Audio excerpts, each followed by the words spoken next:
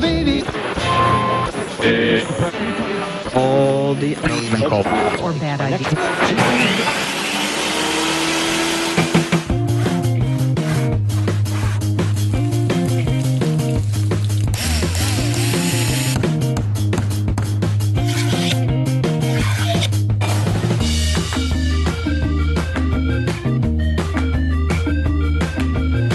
You're listening to the Breece Creator Podcast.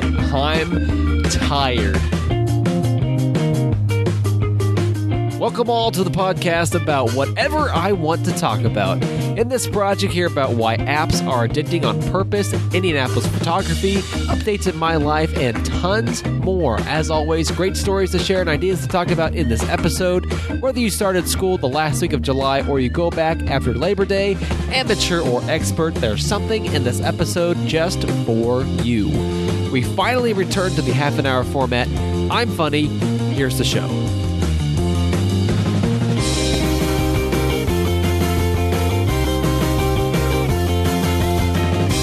I am so worn out. It's been a long time since I've had that feeling of completeness. There's just no feeling like putting in the last nail and knowing that's the last thing you have to do before you're done. That feeling is universal. It's just the last nail, the last sprint before practice ends, the last paper you have to file at work, the last thing you have to do.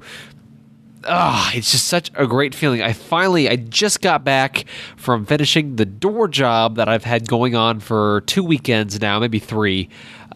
It's just been like 4 hours at a time. I've never been able to spend more than, I would say, 6 hours at a time at this place. The problem is that I keep having to drive there. So this is the 4th or 5th time that I've driven there to actually accomplish this job, and it hasn't driven me insane. It's just that there's so much angst. I'm finally happy to have it done.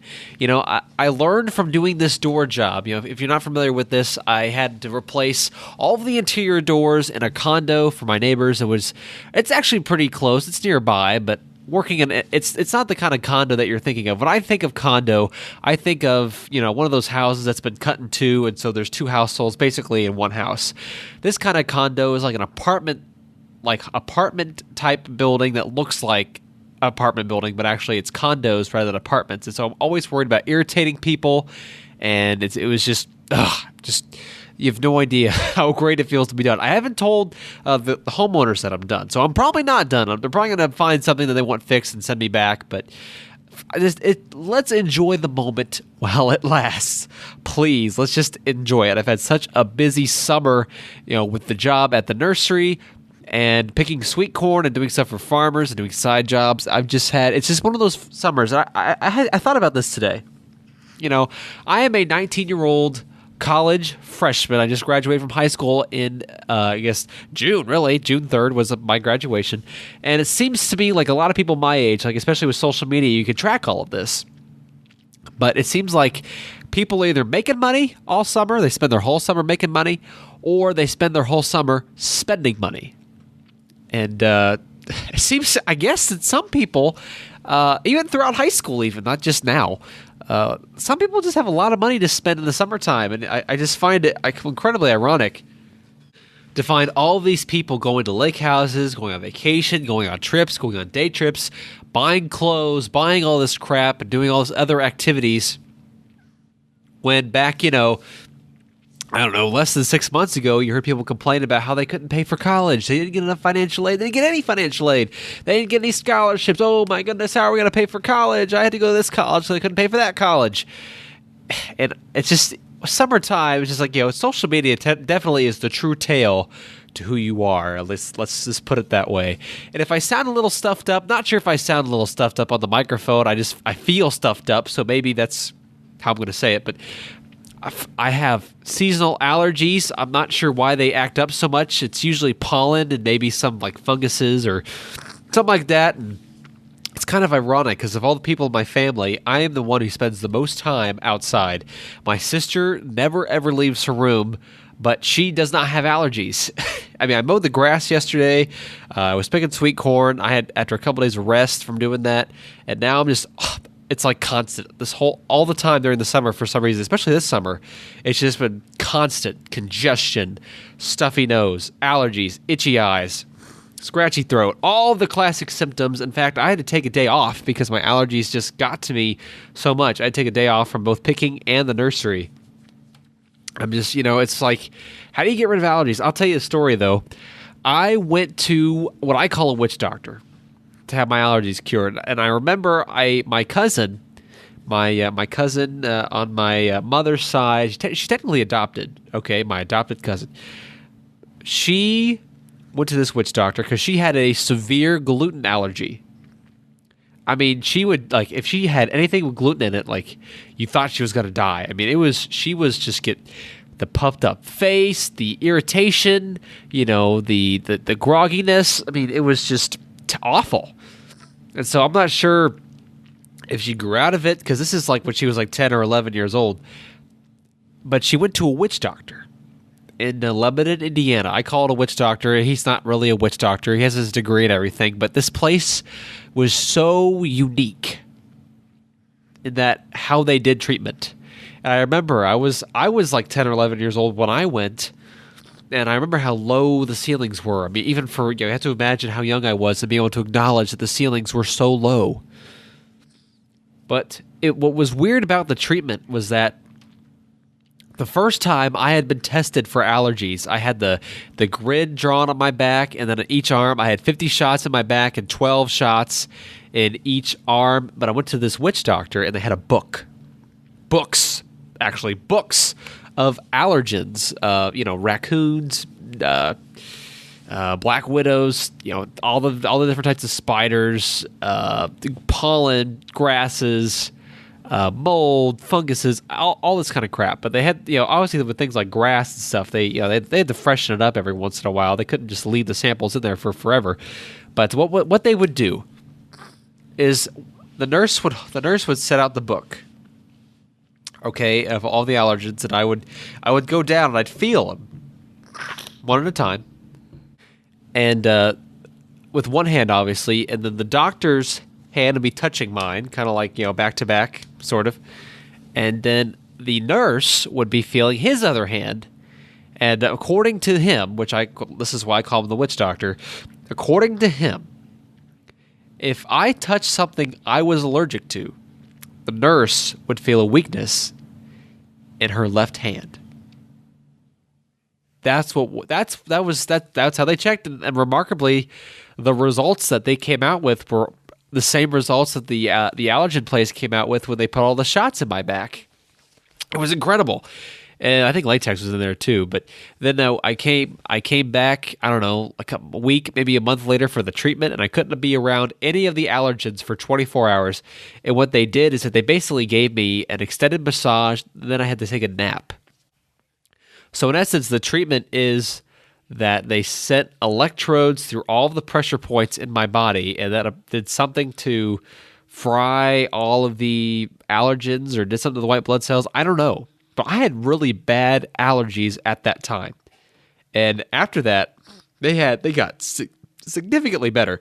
But when you think about it, though, why did we have to test all of the allergens if they could have cured all the allergens with one treatment? I just had one massage with the electrode sent through all the pressure points in my body, no matter how much or how little or what I was allergic to. So anyway, beside the point, so I did that, took my nap, got home, stayed away from allergens, and like I said, got a lot better. That's exactly what happened to my cousin. She got a lot better. But over time, I think she grew out of her allergies. I seem to have, like I said, this was when I was like 9 or 10 years old. So, I mean, it's been almost 10 years since I had this treatment. And my allergies have either come back or I've grown back into them or something. But it's all that seasonal stuff, It's like, it sucks because I love being outside. I am an outside guy. Why did I have to be the one in my family to get allergies? My dad didn't have allergies. My mom did have allergies. She does have allergies. My sister, no allergies. Me, allergies. Like, what the freaking heck happened there? Anyway, beside the point, moving on. Other things that happened this week, I watched a very, very, very good episode of 60 Minutes, and I want to make sure all of you understand the point that I'm going to make right now. You know this already. To me, it's common sense, but it was the 60 Minutes story was such a wake-up call. They interviewed a former vice president at Google who quit. He quit. He had enough. That was it. He quit Google. Quit Google. Okay? But the reason he quit Google is because that he knew that tech companies were deliberately making all of their programs, their apps, their resources, their websites, purposely using science to make them addictive. And Google is one of the firms that's doing that. And he said that when he started out in Silicon Valley, it was all about, changing the world and revolutionizing how people do things and changing things for the better and making the most of people's time. And he goes around all across the country preaching to groups, large groups, small groups, talking about how that's what needs to change. Technology needs to be about making the most of people's time rather than trying to bring people in.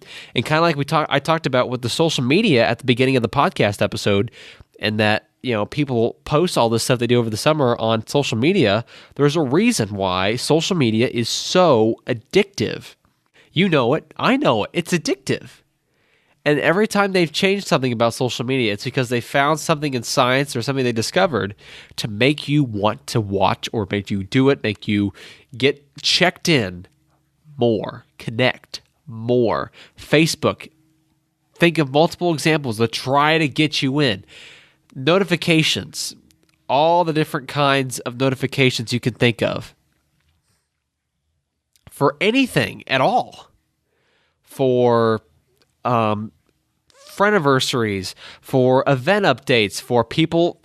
they send a notification when you have people responding to your post, saying that people are responding to your post. Instagram. Did you know this about Instagram? If you have an Instagram, you know that they have this thing called likes. People like your photo. People can now like your comments. But did you know this? Instagram will purposely keep likes from you. Not for very long, but there's somewhere out there. Instagram has millions, probably thousands of millions of algorithms developed for each user. And using those algorithms, they can determine when to shoot you a burst of likes to make you want to come back into the app, make you to connect more into the app, make you want to be, checked into the app. Because it's all the science behind it with the cortisol and the dopamine. It's all trying to get these chemicals going in your head, and it's all about anxiety. You see, the anxiety that you feel when you haven't checked your phone in 15 minutes or less. That's what the guy on 60 Minutes said. He said, on average, people check their phone once every 15 minutes or less at the minimum. He said that anxiety that you feel from not checking your phone is creating a fight or flight response. That's what essentially cortisol does. So the hormone that created alertness so that man didn't get eaten by lions or destroyed by bears is creating the same anxiety about checking your phone. It's all about that release of cortisol. And then the likes, the notifications on all the social media apps are what releases dopamine, or what we get from pleasure or excitement out of. And then Snapchat.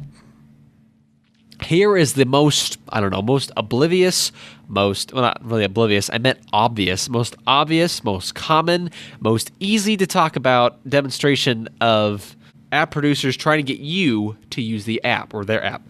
Streaks.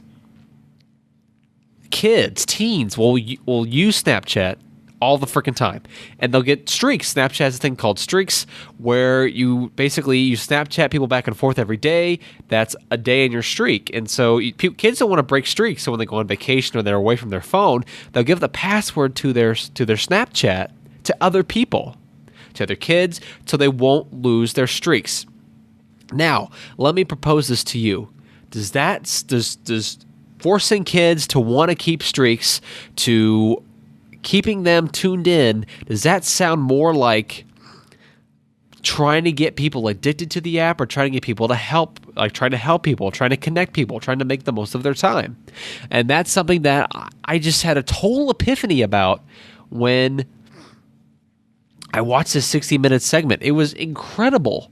And it kind of confirmed every suspicion I had about technology. Now, obviously, I use social media. I have an Instagram, I have a Facebook, I have a Twitter.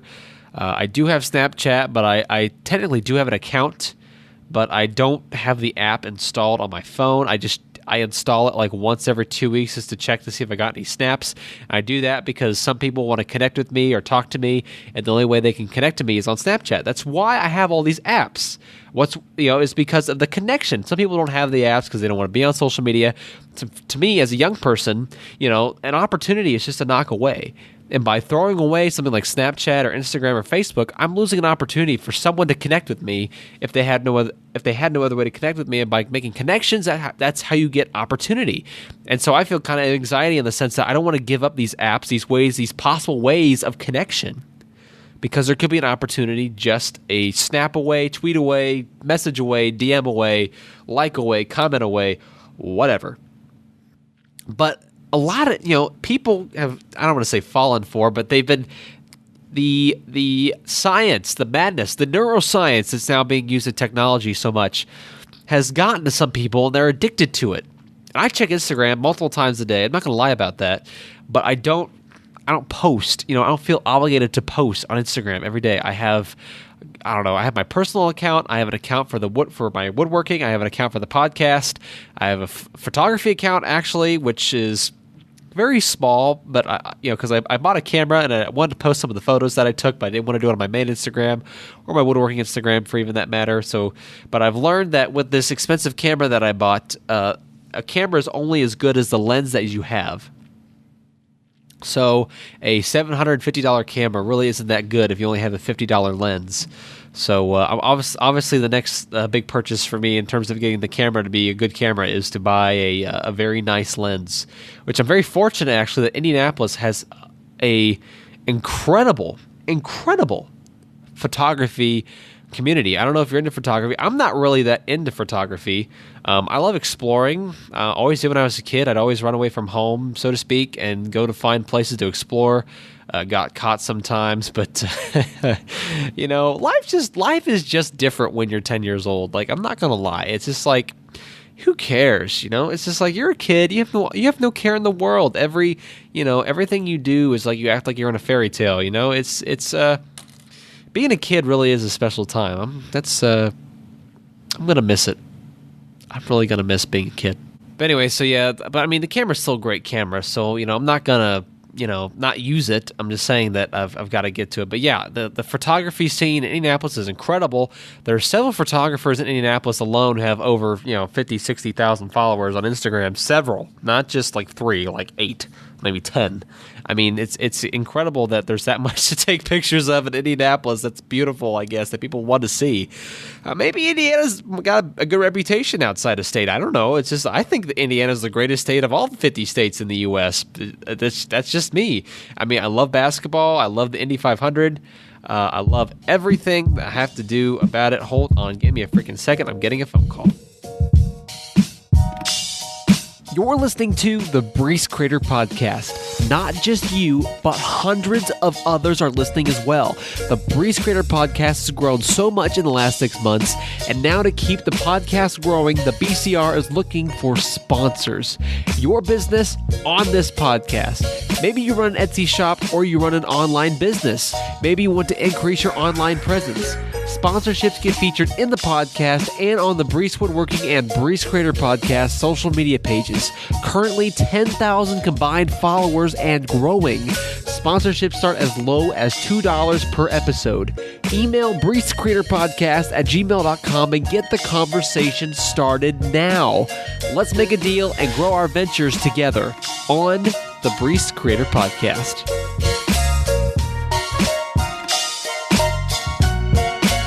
But yeah, I mean, Indiana's great. Absolutely great place to live. Anyway, if you know, I've been picking corn for the last 2 weeks. Can't believe it's only been 2 weeks. And of course, when I'm trying to record the podcast, my boss gives me a call several times during the live stream. If you've forgotten, we stream this podcast live every time I record it, which usually is Fridays at 3 p.m., but given my schedule this summer, it's been whenever I can get to it. So sometime during the weekend, just tune in Instagram. I do a live recording of the podcast. It's the only time I ever go live ever on the Breece Woodworking Instagram page. So if you ever see me live, just know that I'm recording the podcast. If you want to ask questions, make a comment, say hi, get a shout out in the podcast, watching the live feed is the way to do it. If you ask a question, I may not respond to you directly, but I typically will respond to questions without addressing them in the podcast recording session. So basically, it just to summarize this whole technology thing, it's not just social media, it's not just apps, but all technology is made to be addicting. You've thought about, you've heard about the whole, appliances don't last like they used to anymore. You can't buy a Maytag that lasts 50 years because the Maytags now, or just the Frigidairs now, only last like 5 to 10 years. And people say they're made that way so people will come back and buy more. And to me, yeah, that's probably true. Technology's the same way. And then they want to keep you coming back. They want you addicted. They want devices are starting to be made that in order to upgrade or get better or be compatible with the future, you have to buy the new device. You just can't update anymore. You have to buy the new device. Technology is a whole complete realm that really anything could happen.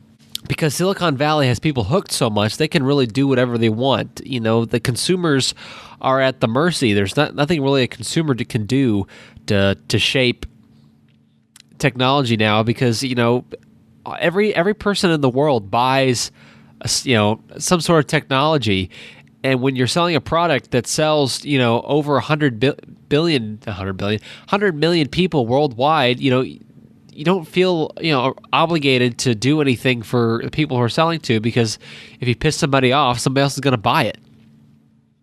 That's how I would look at it. I mean, I want to be a politician, so I'm all after people liking me. But as a business person, you don't have the time or the equity to invest in making all those different customers happy.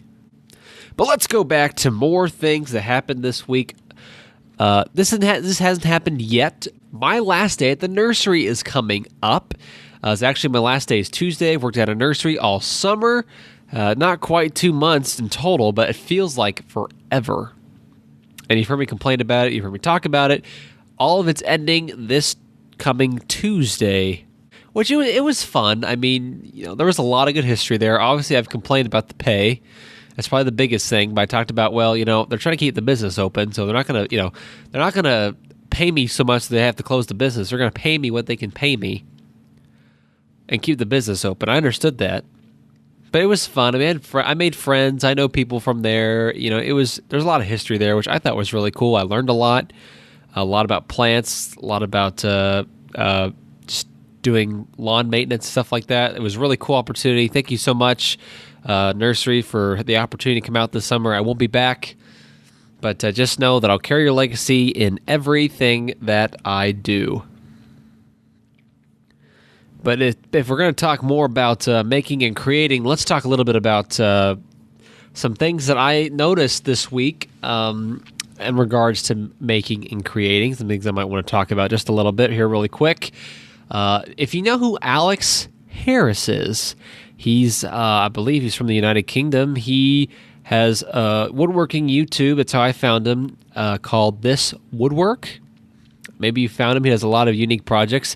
He, like me, built Matthias Wandel's bandsaw when he was like 16 or 17 years old. I started it when I was 15. I finished it when I was 18. So I'm still technically not finished with the bandsaw yet. I mean, I still have to put the cover on it. I haven't made a cover for it yet. That and there's some things that need to be fixed, and it'd be nice to have a better motor. But hey, it's a bandsaw. It works. It does the job. I've used it for a lot of things. But anyway, he's made a lot of cool things. I liked watching his videos, but for the last, I want to say, for 3 or 4 years, he's been pretty silent on YouTube, maybe putting out one video a year, maybe a couple more than that. But he actually just graduated from Loughborough University. He was valedictorian, actually. Really cool to see someone who's a maker and a creator and a woodworker go on to be a valedictorian in university. He studied, I think it was product development engineering or product development design, something like that.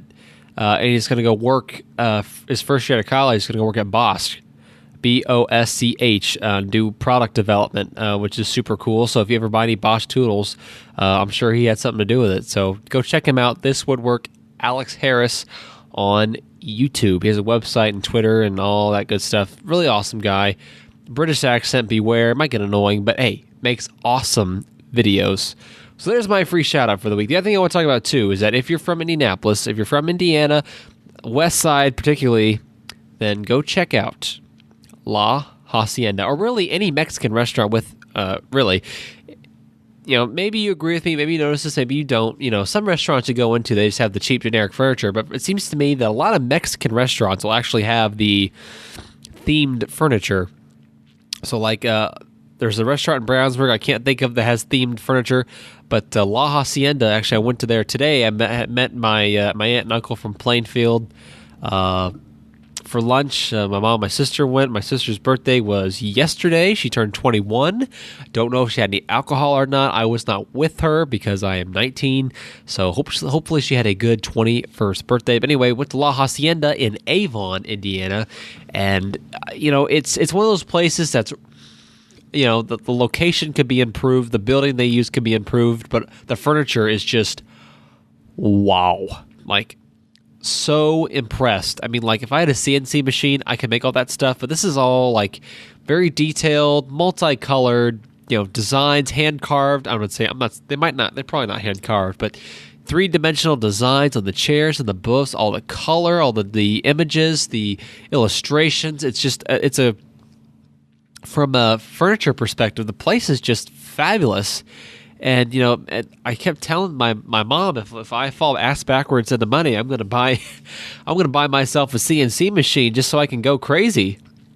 But it's really cool to see all the different things you can do. But then we're gonna open ourselves into a different debate here. Jimmy DeRissa said in one of his, or I guess he talked about one of his blogs that he did, his vlogs with a V.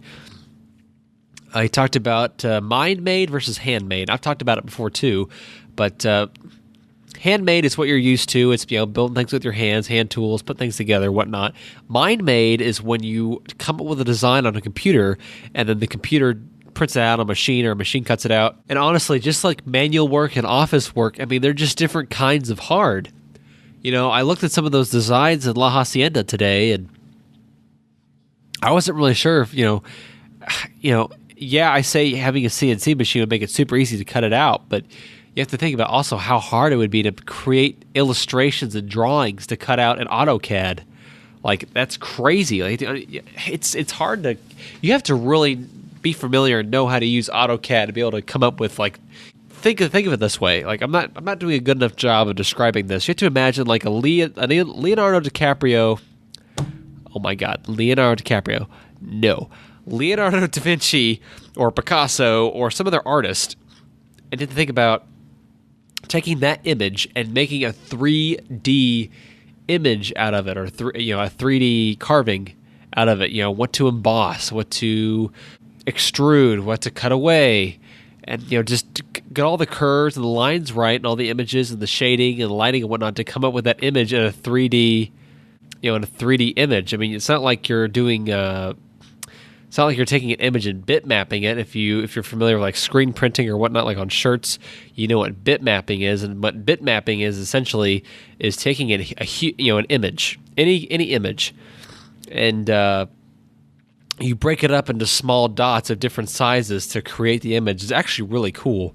And most screen printed shirts that have a picture on it are done with bitmapping. It's just the dots get smaller and smaller, or bigger and bigger, and people do multiple colors. And it's one of those things that if you're really into doing screen printing and you make shirts and you know about it, people like me who have never done screen printing before, I just know what it is. But I tell you, there is some great money in just making t-shirts.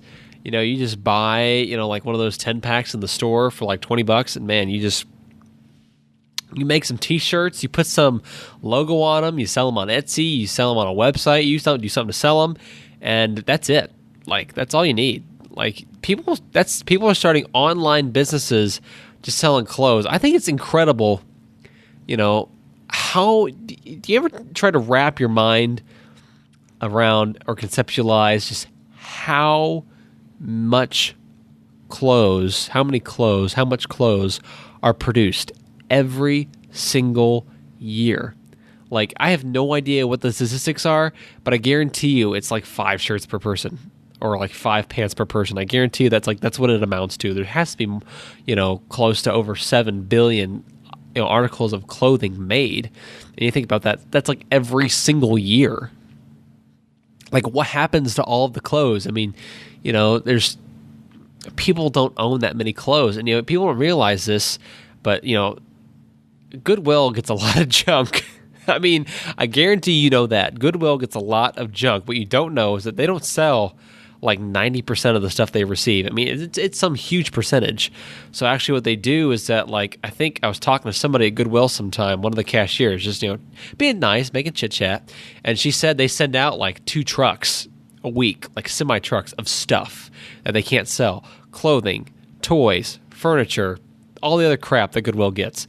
And Goodwill actually will donate them to other, I don't know if it's through Goodwill or if Goodwill donates them to other charities, but a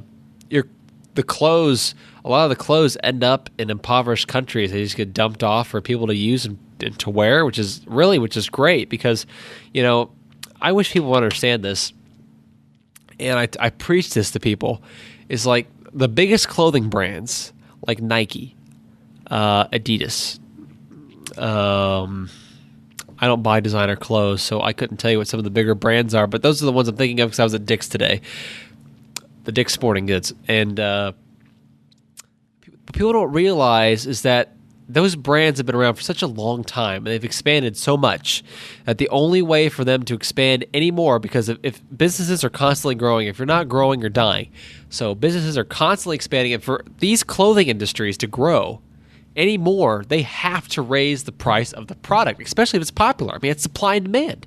So in reality, regardless of the quality of the product, regardless of how great the product is, in order for them to make more money, they have to raise the price of the product without considering the quality of the product. If the product's actually worth that much, which to me, no freaking way any pair of Nike shorts is worth $60. I'll never, ever, ever, ever pay $60 for a pair of shorts. That is ridiculous. I don't know why people do that. I just hate it when I walk into like Dick's or any other, store, any store that sells designer clothes, and I walk in there and I see kids just, I want to say hypnotizing, but the kids themselves are hypnotized and believing that they need to have these Nike clothes to be cool. And the parents are buying them. They're believing them and saying, hey, yeah, they're just buying the clothes from them. I think that's ridiculous. But hey, that's just me. I get about 90% of my clothes from Goodwill, just like shirts, shorts, pants. I mean, the things I don't buy from Goodwill include like a brand new suit. I won't buy a suit from Goodwill. I've gotten some sports jackets that I wear from time to time, but I get my my suits from from other places. Obviously, underwear, socks, I get from other places. And you know how people will collect things, like when they go places, there's like a thing that they get. Like for some people, I can think of one lady who was on like 60. It's a long time ago. Her thing was polar bears. Like everywhere she went, she wanted to get like a polar bear that was themed to that place. My friend does snow globes. Everywhere he go, he gets snow globes. My uncle, sweatshirt guy. Everywhere he goes, he buys a sweatshirt with the name of that place, on the sweatshirt. My thing, I've decided, my thing is going to be socks. I'm going to be a sock guy because I wear socks every day. It doesn't really matter, what they look like to me. I think it'd be cool to be, a themed sock guy. I want to have some really, really awesome socks. That's going to be me. Everywhere I go, I'll be looking for socks to buy socks with the place on it, with the theme on it. I have Pacer socks. I have Deca socks. I have regular socks.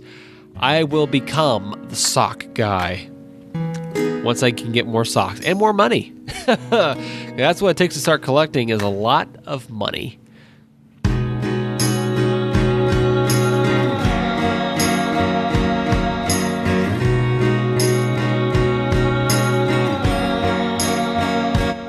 In the outro of this podcast, I want to feature an artist who has released their music into the public domain.